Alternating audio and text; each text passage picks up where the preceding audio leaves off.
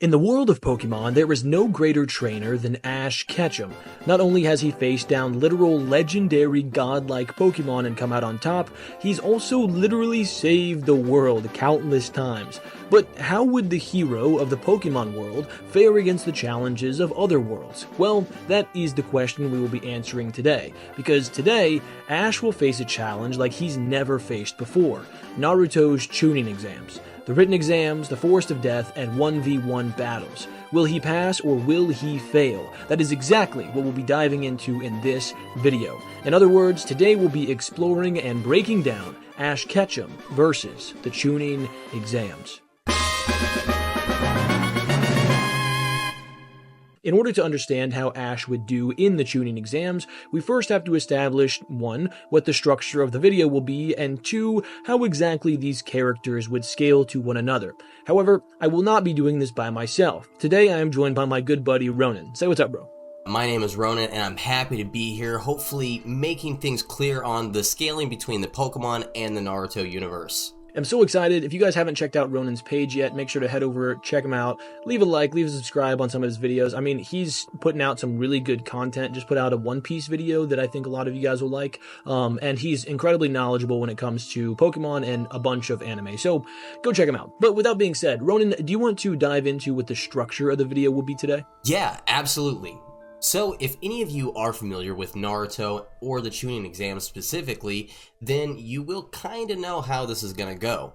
We're going to be taking Ash and we're going to be putting him by himself through the Chunin exams, each separate part. First the written, then the Forest of Death, and then ending with the preliminaries and the 1v1s. Yeah, so we're going to be having Ash match up. Again, essentially, we're going to be putting him like how Itachi was thrown into the Chunin exams by himself, you know. He's going to have his Pokemon, of course. We're going to treat it as if it's like ninja hounds, like Akamaru with Kiba. But he's going to be thrown into the mix. We're not going to be changing anything else about anything else in the Chunin exams. It's just we're inserting him in randomly and seeing how he does. But before we get into how exactly he's going to do, I think it's very important for us to go over which Pokemon he's going to have. So, just like in a lot of Ash's previous bouts during, like, say, the Orange Island League or in his Hoenn League, Ash is going to be able to pick and choose Pokemon from various different regions in order to take on this battle. Now, in order to make sure that Ash wasn't completely overpowered, we decided to go ahead and limit his Pokemon up to Generation 6. So, without further ado, Ash is going to be bringing along his trusty Pikachu, as always. He's going to be bringing along Sceptile, Infernape, Greninja, Goodra, and lastly, Heracross.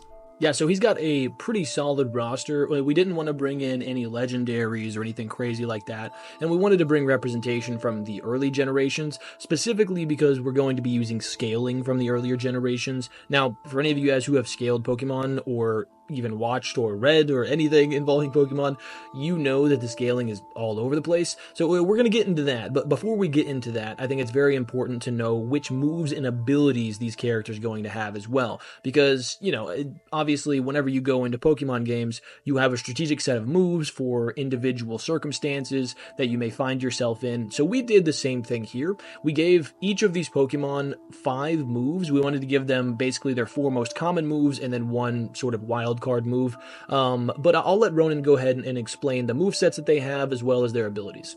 Absolutely. So for Pikachu, he's going to be getting the most common moves that we see Pikachu use, which is Thunderbolt, Quick Attack, Thunder, and Iron Tail, and we decided to go ahead and give him Electro Web in case he needs to trap an opponent for whatever reason. And Pikachu canonically does have the ability Static. Next up is going to be Heracross.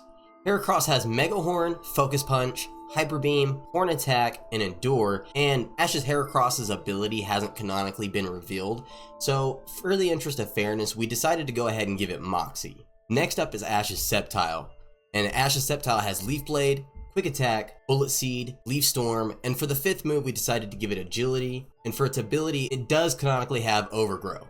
Infernape, which we are all aware does have Blaze, we've given Flamethrower, Mach Punch, Flare Blitz, Dig, and Flame Wheel. Greninja, who we are all also very aware of the ability, which is Battle Bond, actually only has 4 moves. So it only has Water Shuriken, Cut, Aerial Ace, and Double Team. And last but not least, Ash's Goodra has Dragon Pulse, Bide, Rain Dance, and Ice Beam, with the ability Hydration. Yeah, so there you have it. Those are the movesets we're going to be going into these battles with. We wanted to make it as accurate as possible to the anime canon, and so that's why we chose the moves that we did and why we're going with the canonical abilities they have. And if they don't have canonically shown abilities, just, the basic ones that you can find on any kind of, Pikachu or a Pokemon reference. So that being said, whatever moves they have are not going to matter if they don't scale to the characters they're going to be facing off against. Now, going into the scaling for the Naruto characters, basically they all scale to somewhere around Mach 25 all the way up to about Mach 50 in terms of their speed, and then their AP/durability for the high tiers are somewhere around city block to city level, and really no higher than that for any of them. But with Pikachu and his Pokemon, it is crazy. It's kind of all over the place. I mean, legitimately, you can get Pikachu and Heracross and Sceptile and Fernet and Ash himself all the way up to multi-times FTL, and you can get them as low as like 20 miles an hour. You can also, in terms of their attack potency, get them pretty low, but then also pretty high. Same goes for their durability. So what we decided to do in order to make this as fair and interesting as possible is for the speed, we're going to just be equalizing base speed across the board. Meaning, if Ash ends up in a fight with Lee, they're both going to enter the fight with the same speed along with Ash's Pokemon, but any kind of abilities that grant speed amps, such as the gates, would still increase the speed from that point, so he would no longer have equalized speed, if that makes sense. And then in terms of the attack potency and durability, for Ash, what we found is most consistent because, again, you can get his durability crazy high. His attack potency, he doesn't really, strike people that much or Pokemon, so we're not even going to really consider it. It's not something that's going to take place in this battle. But in terms of his actual durability, we've been able to safely get him to, and I kid you not, about mountain level. There are tons of feats that back this up. We actually see him tank a mountain level explosion, which is crazy. But the reason why we have him around here and at a solid floor of city level in terms of durability is because Pikachu regularly outputs enough energy to destroy cities. And I'm not kidding. If you guys watch what's happening on screen, this right here was calc'd to 2.83 to the 16 joules, which is city level, and this is a casual Thunderbolt from Pikachu. So a casual Thunderbolt from Pikachu is city level, and we have seen Ash take these Thunderbolts more than once. He's jumped in front of his Volt Tackles more than once. A Beedrill that was able to rip through steel stabbed him in the chest, and it did 0 damage. He's taken flamethrowers from Charizard. He's incredibly durable, and all of his Pokemon are also incredibly durable, basically scaling to their attack potency for the most part. So across the board, we're just going to have Ash and his Pokemon at around city to mountain level in terms of attack potency and durability, and then in terms of speed, again, we're going to be equalizing things. But there is something in the Pokemon world that is really interesting, and that is priority-based moves. Do you want to go over how we're going to be approaching those, Ronan? Absolutely. So, for priority moves, if those of you in the audience don't know, in Pokemon there are multiple levels of priority, going all the way up to +6. For example, the move Quick Attack that Pikachu has is a +1 priority move, where if one of our Pokemon had the move Sucker Punch, for example, that's a +6 priority move. So, Sucker Punch always moves before Quick Attack. In this instance, we're going to be having each +1 of priority for our Pokemon moves be a 2 to 4 times boost in speed. So if a Pokemon has a +1 priority move, it's going to get a 2 to 4 times speed boost, or if it has a +2 priority move, it's going to get a 6 to 8 times speed boost. Yeah, so basically we thought that was the most fair, because essentially whenever you have a priority move, you are just given an additional boost of speed, and it seems to more consistently be a physical speed blitz worth of speed, not necessarily a perception speed blitz worth of speed. So I think we're going to lean more into the 2 times direction, but the 4 times direction is acceptable as well. But basically, if you have 2 characters that start out at about Mach 30 in terms of speed, and then you have Pikachu use Quick Attack, he's going going to go up to about Mach 60. So just to make it as simple as possible, we felt like that was the best way to do it. And then again, as you go up in the levels of priority, you go up in the scaling. But that is pretty much it. I think we've laid the groundwork, so it's about time that we jump into our first section of the video, the written exams. But before we do that, if you guys are enjoying the video or you've learned anything so far, make sure to leave a like and hit that subscribe button. Unless you're a fascist, if you hate freedom, don't like or subscribe, because we're trying to, filter that out. So I'll want to know, the algorithm will tell me. So if you love fascism, don't like or subscribe. That being said, we're going to jump right into the written exams. So the written exams. This is one of the most interesting aspects of the Chunin exams in my opinion, and honestly one of the most entertaining. But I don't think it's going to be that entertaining for Ash Ketchum. We all kind of know he's not really educated. As Ronan would say, he's a bit of a country bumpkin, and he's not somebody with a formal education. So he's going to struggle here to get the answers that he needs. But Ronan and I have sort of discovered something that we think would allow for him to actually pass the exams, and that's his resilience. You want to talk a little bit about that?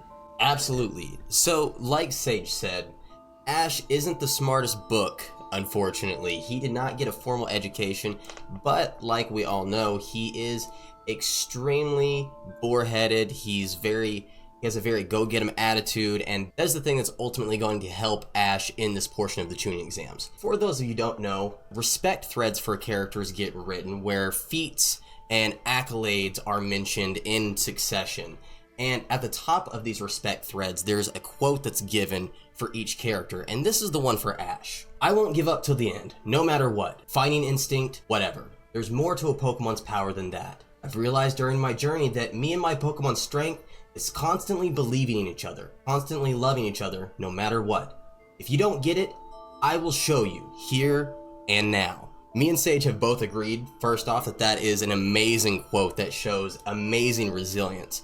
But this alone shows that Ash is ultimately going to take the Naruto route. If he can't answer the questions on the test, which he won't be able to, he's going to just write his name down on the paper and hope for the best. Yeah, absolutely. He's not one to give up. So, and also one of the aspects of the written exams is that, if you fail the test, you fail your whole, this is what he tells you, right? They tell you that if you fail the test, you fail your team. You guys can never take the tuning exams again. He doesn't have a team. It's just him, and his Pokemon are not going to take it by themselves. So he's not going to have to worry about that, which means that if he fails the test, it doesn't really matter. So he might as well just stick it out. So in character, we believe that he will just, like Ronan said, take the Naruto route, write down his name, look at the questions, be like, I don't know any of this. I'm just gonna hope for the best. So at the end of the day, Ash Ketchum does end up clearing the written exams just via the Naruto route and moves on to the Forest of Death. So the Forest of Death gave us some of the coolest moments in the entire show. The fight between Sasuke and Orochimaru comes to mind for me, but all of the challenges that the main cast has faced up to this point pale in comparison to what they come up against here. Whether it be massive forest monsters that are trying to eat them, or it be other combatants who are trying to take their scrolls, our main cast really came up against it in this section of the Chunin exams. But I don't really think Ash is going to have much of a problem at all. I mean, on his adventures, he encounters other large monsters that literally shoot electricity, breathe fire, can fly. His life is a day in the Forest of Death, as a Pokemon trainer. So I don't think that any of the issues in the forest in terms of that are really going to be much of an issue for him. And then also because his scaling is at bare minimum around the high tiers of the Chunin exams, he's not really going to have much of an issue with the more fodder shinobi. But we did think that there would be an interesting aspect here in terms of somebody potentially singling him out. You want to talk about that, Ronan? Absolutely. So, as Ash is making his way through the Forest of Death, there would obviously be a few combatants that would be eyeing him as a potential target. Now, we don't think it would be any of our main cast, like Naruto's crew or Gaara's crew. Gaara probably wouldn't have too much interest in Ash at first, but there is one potential aspect that we think would absolutely hone in on Ash, and that's the ninja from the village hidden in the rain. These guys canonically were trying to target Naruto and his crew because they deemed them as weak. So, the way we think this would play out is the village hidden in the rain would likely scope out Ash as he's making his way through the Forest of Death, slowly targeting him as he gets away from everyone else, and then they would try to jump him using their genjutsu techniques. But, ultimately, this would be a great showing for Heracross because of his Moxie ability. For those of you who are unaware, every single time a Pokemon with a Moxie ability potentially knocks out a target or makes it disappear from the field, it gets an attack boost. So, we think that if Heracross were to sit here and knock out multiple of the Genjutsu clones, they would sit there and get multiple attack boosts very quickly. And if Heracross were to potentially hit one of the actual ninja instead of the clones, he might just kill them right on the spot. Yeah, so Ronan was informing me that, because we were talking about sort of how these characters would interact, and I was like, honestly, like, because the characters in Pokemon, like even regular humans, tend to scale a lot higher than a lot of like regular humans in other series, maybe they like just wouldn't know to hold back against some of the more fodder shinobi and they'd take them out. But, the Pokemon anime isn't just like this gruesome thing, right? And he said, well, have you read the manga?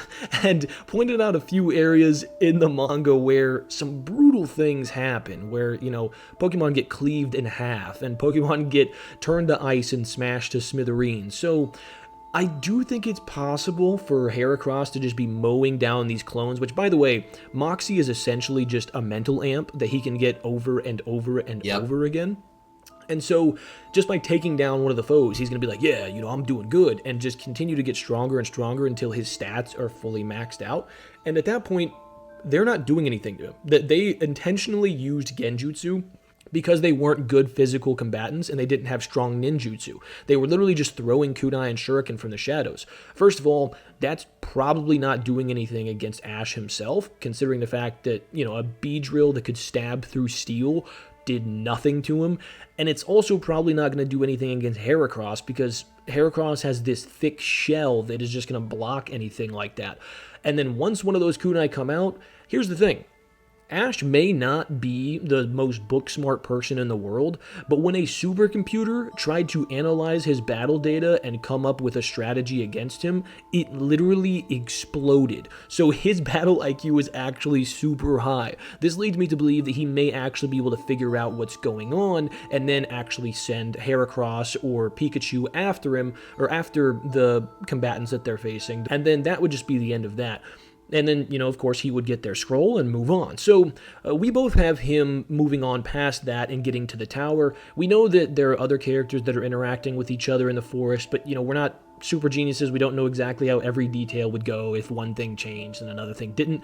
But at the end of the day, we're basically just going to have him pass this round because we don't think that those guys can do anything to him, and then move on to the preliminaries where he will meet everybody else who also moved on to the preliminaries. And because Ash was added to the Chunin exams, I know somebody's going to be like, well, there's only a certain amount of scrolls that they can... Yeah. Well, in this scenario, they would be accounting for him coming out of the written exam, so they would likely have an additional set of scrolls. So he can get the scrolls, he can move on, and Naruto, Sasuke, and Sakura are not going to be any worse off for it. So he does move on to the preliminaries, and this is where things get really exciting. So the preliminary rounds, what do I have to say? Lee versus Gaara, Naruto versus Kiba. I'm just kidding about that. I'm kidding about that one. But we had some really, really good fights in this and some really iconic moments. And I don't really know if Ash is going to have much of a problem here, but let me explain. So because of the way that it's set up, and because, again, we're not super geniuses who can just, predict how things are going to fall if everything was done over again with somebody else in there, what we decided to do is just to give him a first-round bye, and then to face the winner of Choji and Dosu, and have everything else play out exactly the same. Now, the reason for this, honestly, is because in between the prelims and the final round, Dosu ends up getting unalived by Gaara anyway, so the best way to do it without changing massive aspects of the story is to do it this way. So that's what we have. Everybody else's matches go exactly the same, and then eventually Dosu beats Choji, and Ash is set to face off against Dosu. Now, Ronan, you want to talk to him about how this match goes? Absolutely. So we saw in the preliminaries, actually we saw before the preliminaries, how effective Dosu's sound-based techniques can be, as it completely knocked Lee off his equilibrium and made it to where he was incapacitated and unable to do anything in a lot of their interactions. But for Pokemon, sound-based moves are just another day. We have moves like Screech, we have moves like Hyper Voice, and Pokemon constantly get hit by these moves and bounce back. Now, there is obviously the possibility that Dosu could hit Ash or one of his Pokemon with his sound-based techniques and throw off their equilibrium, but here's the thing. If Ash gets hit, his Pokemon are going to come to his beck and call and try to defend him, and they're going to fend off Dosu from attacking Ash further. If one of Ash's Pokemon get hit, he's just going to be able to call the Pokemon back and send out another one, effectively rendering Dosu's ability useless. Yeah, so Screech lowers defense, like that's what it does, and so like there's that, and then other sound-based attacks in the Pokemon world. So like sound-based attacks are not going to be anything new to this team, and so I don't really think it's gonna take him by surprise. Maybe you could argue that him being knocked off his equilibrium would take him by surprise, but like Ronan was talking about, all he'd have to do is If he and his Pokemon, worst case scenario, both hit, he just recalls his Pokemon, throws out another one, and then Dosu's going to go after that one too. I mean, like, what's he going to do if Infernape uses Flare Blitz? What's he going to do if Greninja uses Water Shuriken? Or, if he doesn't get him, or if he doesn't get Pikachu with his sound-based attack, and Pikachu uses a mountain level Thunderbolt on him, there's just nothing he's going to be able to do. Right. So, at the end of the day, although Dosu is pretty cool and his abilities are super versatile, I just don't see a way that he's able to actually defeat Ash here. So we have Ash moving on past the preliminaries to the final round. The final round of the Chunin exams is one of the most iconic pieces of any arc in any anime ever. I mean, we get the unveiling of Sasuke's Chidori, we get Naruto versus Neji, and my personal favorite fight in the final round of the Chunin exams, Shikamaru versus Tamari. But how would Ash do in this tournament? Well, we first have to establish where exactly on the bracket he's going to be, because obviously in the original timeline, Dosu didn't make it, so a lot of you guys may not know this, but originally Dosu was supposed to face Shikamaru in the first round, and then the winner of those two were supposed to move on to face Tamari. So here, Ash, taking the place of Dosu, will be taking on Shikamaru. And this would be an interesting one because it's a battle of intellect, and they're both, really good battle IQ characters, but I think that Ash just has way more at his disposal than what Shikamaru can account for. You want to kind of talk about your feelings on this? Sure. So, I'm a huge Shikamaru fan. He's absolutely one of my favorite characters from Naruto, so I could brag about him all day long. But unfortunately, in part 1, he doesn't have much going for him. The only thing the guy's got is Shadow Possession Jutsu. And let's say hypothetically during his battle, he attaches that Shadow Possession Jutsu to one of Ash's Pokemon. At any point in time, Ash is going to be able to recall his Pokemon and send out another. Okay, let's flip it on his head and say Shikamaru uses his Shadow Possession Jutsu on Ash. Unfortunately, being hit with the Shadow Possession Jutsu doesn't give the controller the ability to control your mouth, and that's how trainers control their Pokemon. So if Shikamaru hits Ash with the Shadow Possession Jutsu, it's ultimately not going to mean much because Ash can still command his Pokemon to attack Shikamaru. And since he doesn't have access to Shadow Stitching Jutsu at this point in time, there's really no way for Shikamaru to be able to work against both Ash and whatever Pokemon he has out at that moment. Yeah, well, and here's the thing. He's never shown the ability to get two opponents at the same time at this point in time in the story either. But even if we give him the benefit of the doubt and say that, he sets up some big brain plan and gets both of them simultaneously, Pikachu's probably going to be the first one out. And Pikachu can discharge electricity from his tail without moving. So, I mean, I'll bring this feat up again. The feat that I showed you guys earlier, where he destroys the top of an island and Calc to high city level. He doesn't move. He's standing still. So, best case scenario for Shikamaru, he gets both of them in Shadow Possession and then gets absolutely nuked by Pikachu. Now, I will say, there is a good chance that Shikamaru just, forfeits, because the only reason he even fought the first time around is because he just can't stand the idea of losing to a girl. And so he went out there and proved himself and then, quit. But I'm not even sure if after seeing the demolition job that Ash is going to do against Dosu that Shikamaru would even take on this challenge, but obviously for the sake of the video we're having him fight. But yeah, I love Shikamaru to death. He's probably a top 3 character in part 1 for me, but it's just like, what's he gonna do, you know? So we have Ash winning this one and moving on to face Tamari. Now this is where it gets really interesting, right? Because in both Naruto and in Pokemon, there are type advantages, and Tamari is a wind style user, which is strong against the lightning. But then in Pokemon, she would be more of like a flying type user, and then Pikachu is an electric type Pokemon. And so both of those kind of give different advantages to different sides, but we're going to be really generous here and give Tamari the benefit of the doubt and say that the power equalization that we're doing is just going to be its chakra. It's not whatever the Pokemon have, it's chakra. So her wind style should have an advantage over Pikachu's lightning style, assuming that it's strong enough to overcome it. How do you see this fight going with that in mind, Ronan? So, assuming that we're going with the Naruto side of the equalization, like you said, Tamari does have that type advantage over Pikachu, and Pikachu, I think, would still be able to get a few hits on Tamari with a few Thunderbolts. I mean, Pikachu's extremely quick, as we talked before, maybe potentially using a quick attack or two to, whittle Tamari down.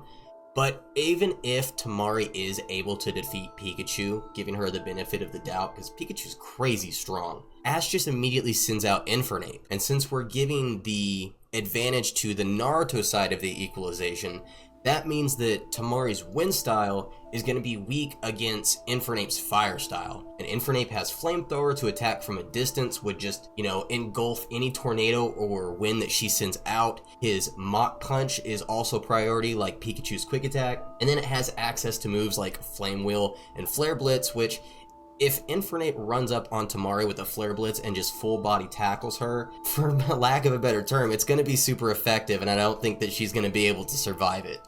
Yeah, no, I totally agree. I see what you did there, bro. That was good. But I totally agree. I think that, at the end of the day, just look at it this way. We've equalized speed because we don't want to have, multi-times FTL Ash blitzing everybody, and we also don't want to have, 20 miles an hour Ash getting blitzed by everybody.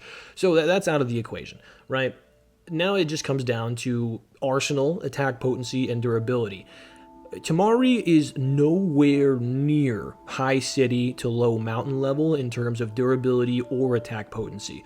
So there's just no shot that she's A, damaging him, or B, surviving any of their attacks. So I think this is one of those situations where, even with the advantage of wind style over lightning style, I think if Pikachu just drops a Thunderbolt on her, I'm not sure if she'd be able to counter it. Like, maybe we say that she can, but again, like as Ronan alluded to, like, Infernape, Greninja, Goodra, how far do we have to go before she can't deal with it anymore? So, granted, if we wanted to give her the benefit of the doubt, her wind style could be super effective against both Sceptile and Heracross. So if we wanted to, pad the battle out a little bit longer and give her a couple KOs, we could definitely do that. But ultimately, yeah, between Greninja, Goodra, and Infernape, there's not really anything she can do. Yeah, I totally agree. So, in the end, Ash wins and moves on to face Shino. Now, this one is interesting. I love Shino to death. I think he's one of the most underrated characters in all of Part 1. Honestly, in all of the series, but especially in Part 1. But Ash is just a terrible matchup for him. You want to go ahead and take this. It shouldn't take too long. Yeah. Let's be real here. If you look at Shino, what do we think? We think bugs. If Ash looks at Shino, he's probably going to be thinking the same thing. And in the Pokemon world, Ash is very familiar with bugs. In fact, the first Pokemon he ever caught was the bug-type Caterpie. So immediately, right off the jump, Ash is going to either be sending out Infernape, which is going to be his immediate counter to bug types, or he'll send out Pikachu. And the reason why we thought this is because in canon, Shino has been shown to, 1, get a mental debuff whenever his insects die en masse, and 2, it has been shown that his insects can't die. So if any of Shino's insects come toward Infernape, for example, Infernape's just going to immediately burn all of them to a crisp. And let's say we give Shino the benefit of the doubt and he's able to attach one of his insects to Ash. Ultimately, it's not going to be doing anything because Ash isn't using his chakra. And if we give Shino the ultimate benefit of the doubt and say that his insects are actually draining energy from Ash, at some point he's going to show noticeable signs of fatigue, at which point his Pokemon are going to notice and will probably attack him to get the insects off. We have been shown several times throughout the series that his Pokemon aren't afraid to attack him for his betterment. So, between Infernape and Pikachu's electricity and fire killing all the insects that Shino could possibly have, and then Goodra with its mucousy skin stopping any insects from attacking it in general, we don't think Shino's unfortunately going to be able to do anything in this fight. And it's just a hard counter. I mean, again, Ash knows very well that fire beats bug, and I mean that's gonna be the same in the Naruto world as it is pretty much anywhere else, unless you're dealing with 50-foot cockroaches or something. So at the end of the day, Ash is going to defeat Shino and move on to face the winner of Naruto and Sasuke, because that's who was gonna be in the final round on that side of the bracket. Ronan and I talked about this extensively. You can't really win here, whether you think Naruto wins or Sasuke wins. I think the community is pretty split, but we both agreed that Sasuke should come out of that side, and for a few reasons. Number one, this is only taking feats up to and including the Chunin exams, and within the rules and restrictions of the Chunin exams. Number two, all of the things that suggest that Naruto are stronger than Sasuke happen in the next arc. Technically, it's like right after this, but it happens in the Konoha Crush part of the story, and he's getting massive mental amps. I mean, I would personally argue that the Naruto that fought transformed Gaara in the forest is stronger than the Sasuke that fought transformed Gaara in the forest. I think Sasuke would agree as well. That's why he was like so pressed when he woke up in the hospital. He was like, "What's going on?" But at the end of the day, like, not only is he looking at two of his best friends in the world on the brink of death, there's a dialogue statement that says that every time he says the word Hokage, he gets stronger, and guess what he says right before that battle? Hokage. So Naruto was massively mental amped during that interaction, and even though I do think that he is stronger than Sasuke at that point because of those amps, I can't say that that translates over to the Chunin exams. Also, you have to keep in mind, Naruto doesn't have the Rasengan yet, and he's not going to use Gamabunta in an arena full of people that will die if he summons him. Also, even if he does summon Gamabunta does not listen to Naruto. The only reason he listened to him and helped him against Gaara is because Gamabunta's son was in trouble. He literally did not want to help Naruto. So, all of that out of the way, I just felt like it was fair to cover it. Sasuke should beat him in the Chunin exams, in my opinion, and move on to the final round. Now, an important thing to keep in mind here is fatigue, right? So, Sasuke will have used at least one Chidori against Gaara. You could argue two because he may have used one to free his hand, but at least one. And then I can't see him defeating Naruto in the Chunin exams without using one as well, or at least like several fire style blasts, so he's going to be pretty fatigued going into this. Ash, on the other hand, I mean, if you want to say that he just like enters the battle with Temari and gets both of his bug type, or his bug type and his grass type eliminated with the wind style, and he just has Pikachu, Infernape, Goodra, and Greninja, I mean, what's Sasuke doing, bro? Now, let's just say that Sasuke isn't heavily fatigued, and let's just say that Ash's Pokemon are out. He only has those 4. How do you think this fight goes under those conditions? Fully recharged Sasuke versus this version of Ash without his grass or bug type involved. Okay, so honestly, I want to start off by saying, obviously, that Sasuke's entrance in the Chunin exams, one of the coolest moments in Naruto ever. It was just awesome in general. And I love Sasuke. He's a cool dude. Amazing character, but unfortunately, man, there's, again, not really a whole lot that he does. Granted, we know that Sasuke is definitely one of the most impressive combatants in Part 1, and he has extremely strong both fire and lightning style jutsu, on top of amazing perception with his Sharingan and speed. However, he just gets countered around every corner. His fire style jutsu gets countered by Infernape's fire style. His lightning style jutsu, his Chidori, could potentially get blocked by Pikachu. Pikachu has been shown several times to be able to disperse electricity by grabbing onto an opponent and grounding his tail into the ground. So if, say, Sasuke was to try to hit Pikachu with a Chidori, there's a decent chance that Pikachu could just catch Sasuke's hand, ground his tail into the ground, and disperse the electricity that Sasuke is producing, essentially making it into a fast punch. And honestly, that's really no different than Pikachu's quick attack. Well, and that's also going to waste Sasuke's chakra. Right, exactly. But let's say we give Sasuke the benefit of the doubt and his fire style jutsu are able to knock out Pikachu and he's able to get some good hits on Infernape as well. At the end of the day, Goodra just sits on the field and tanks any hit Sasuke has. Dragon type is going to be resistant to both fire and electricity, so it's going to be really hard for Sasuke to get around Goodra. And Goodra can just sit there and fire back with Ice Beams or Dragon Pulse. And at the end of the day, if we really needed to bust it out, Ash does have Ash Greninja, which is essentially one of the most busted Mega Pokemon of all time. Yeah, so, I mean, at the end of the day, I love Sasuke. He's one of my favorite characters as well. But his arsenal just isn't broad or powerful enough to really do much here. I mean, we see in the Bell test that he's able to use a fireball that vaporizes stone, which is crazy.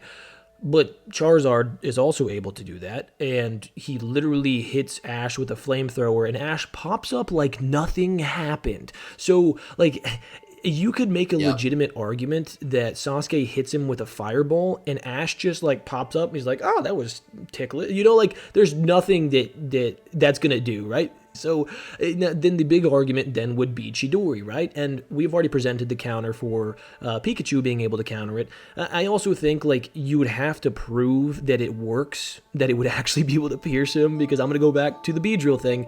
Punch through steel, didn't do anything to him. Yep. Sasuke's Chidori punches through steel. We're not really sure what the upper limits of it are. I lean in the direction of it working if it lands, but I don't think it's going to land. And you may be saying, Sage, Ronan, did you forget? Chidori has a speed amp. And to that, I'm going to say you're wrong. I want you to, if you just want a quick explanation, click the short in the top right. I did a video on the difference between Chidori and Raikiri, but the cliff notes are, essentially, Chidori, there's no evidence it actually gives a speed amp. Lee says that it is a full speed beeline attack, and that the reason why he can't do that is because he doesn't have a Sharingan. So he's saying, Lee, right, as a taijutsu specialist, a close-range combat expert, can't do a full-speed beeline attack because the opponent will be able to counterattack him easily and he won't be able to ascertain what they're doing. But Sasuke can because of his Sharingan. Now, then, you also have Lee. Whenever he sees Sasuke use his speed that he just acquired, Lee is like, wow, he achieved speed just like mine in just a month. And then after seeing the Chidori, he says that Sasuke has achieved a high-speed body just like his. There's no indication from him or anybody in the audience at all that his speed increased whenever he used the Chidori. Only that he can use a full-speed beeline attack because of the Sharingan. Now, a lot of people will point to this statement from Minato saying that the Chidori makes Kakashi move that fast, but when you look at the actual databook statement for Chidori, the technique is described as a high-speed jab, right? So, yes, if you were running full speed and jabbing an opponent at full speed, it is going to be a technique that makes you move really fast. So that doesn't contradict what's being said here. And then the cherry on top is Guy actually says that Kakashi had to train up Sasuke's speed in order to use the Chidori. Now, what does that mean? That means that in order to safely use the Chidori, even with the Sharingan, safely and effectively use it, even with the Sharingan, you have to be so fast that your opponent cannot move out of the way, because otherwise it's totally ineffective. So he had to train his speed up so he would be fast enough to use a full speed beeline attack and his opponent not be able to move out of the way. That being said, I think we covered our bases here. Chidori, there's no evidence it actually offers a speed boost. If you want to go back and click that short, I'll explain why a Raikiri definitely does, but they are separate jutsu. So anyway, the Chidori will not be offering a speed boost. So, I mean, if they're equal in speed, like the perception amp would help Sasuke with his Sharingan. So maybe you say that, and yeah, so maybe you say that he used the Chidori and Pikachu jumps in the way of it, and his perception amp allows for him to tag Pikachu and put him down. And let's just say that Pikachu is not able to actually, do anything with him there. I mean, that's just one. He's got, in this scenario, because we're being generous, 4 Pokemon. You really think he's got 4 Chidoris in the chamber? I'll tell you this, he doesn't. We know for a fact that he has a limit of 2 Chidori, and whenever he uses more than 2, he has to tap into his curse mark, which is going to get him disqualified if he does that. So, at the end of the day, I know this has been really long and wordy. I just felt like the Sasuke fans out there are going to kill me in the comments. Hopefully we get a bunch of Pokemon fans on this video. We'll be safe. But yeah, at the end of the day, I mean, Ash kind of flies through the Chunin exams without much issue. And I don't... Ronan, do you think he becomes a Chunin after this? Or do you think that they're like, nah, he's not mature enough? Honestly, yeah, I think that's it, is they recognize that Ash is an amazing tactician, and they would probably keep a very close eye on him if he were to stay in the Hidden Leaf Village, maybe putting him under the tutelage of somebody like Kakashi.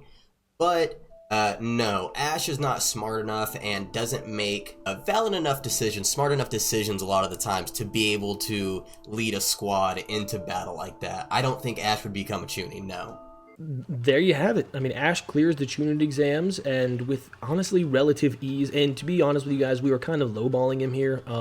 We wanted to make it fair. But Ronan and I do have videos planned for continuations of this, like Ash versus the Akatsuki duos, and, Ash versus the War Arc, things like that. So if you guys want to see that, run this video up to 1,000 likes, and we will get those done. And speaking of 1,000 likes, last week you guys ran up my Godzilla video and got it to 1,000 likes in literally less than 24 hours. So, I will be doing part 2 to that and knocking out Amped Godzilla versus Full Power Kurama. I'm super excited for it. You guys did just amazing numbers on that video, so I just want to say thank you for that.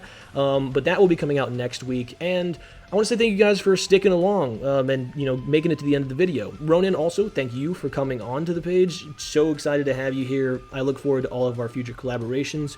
You got anything you want to say before we go? Just thank you so much for having me. I really do appreciate it. It has been a blast making this project. If you guys do enjoy Pokemon content, please check out my channel, Ronan Diaries or Champion Ronan. And I hope I get to come back next time, guys. Absolutely. I look forward to many, many more collabs. I'll have his profile tagged in the video, so go check that out. Show him some love. Run up his videos as well. But I just want to say thank you so much for watching all the way to the end. If you made it this far, might as well leave a like and a subscribe. But that is it for this video. So love you guys. Have an awesome day.